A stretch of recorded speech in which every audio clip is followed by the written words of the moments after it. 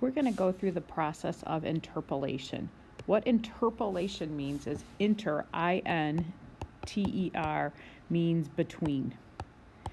And so we're going to be looking for data between our data points.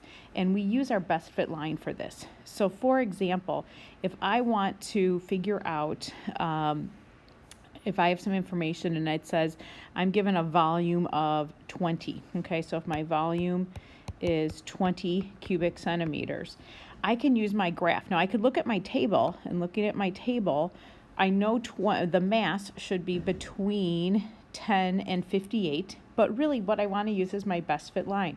So I go to a volume of 20, I come over here to 20, I can go straight up until I hit the line, and then I'm going to hit the line and I'm going to read across. And as I come across here, looks like it is, between 40 and 60, closer to 40. So maybe I would say about 45, and the unit on the y-axis is grams, so about 45 grams. So that's one way I could do an interpolation. Let's try another one. My data points are much more spread out once I get over 130 or so. So let's say I'm given a mass of 400. So if my mass is 400 grams, I want to find the volume. This way, I have to go the opposite way. So I have to go here to the mass.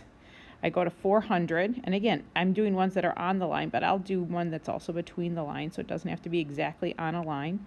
So 400, I go across. Once I hit my line, I'm going to read down, and it looks like it's right here at about 190 or a little bit shy of 190. So I would say my volume is 190. The unit there is cubic centimeters. Lastly, let's do one that is not exactly on the line. So I'm going to say I'm given a mass of 308 grams. So I'm going to go 308. So 300 is here, 320 is here. So it's got to be between, kind of right between, a little bit closer to 300. And I'm going to go here, I'm going to go across till I hit my line, okay? And then it kind of hits it somewhere there. And then I'm going to go down. And as I go down, I get a reading here. This comes between 140 and 150, so I'm going to say about 145 or so. So I would say my volume in this case would be 145 cubic centimeters. So this is how we can use this mathematical model, how we can use this line to do what's called interpolation, finding numbers that fall between the data points.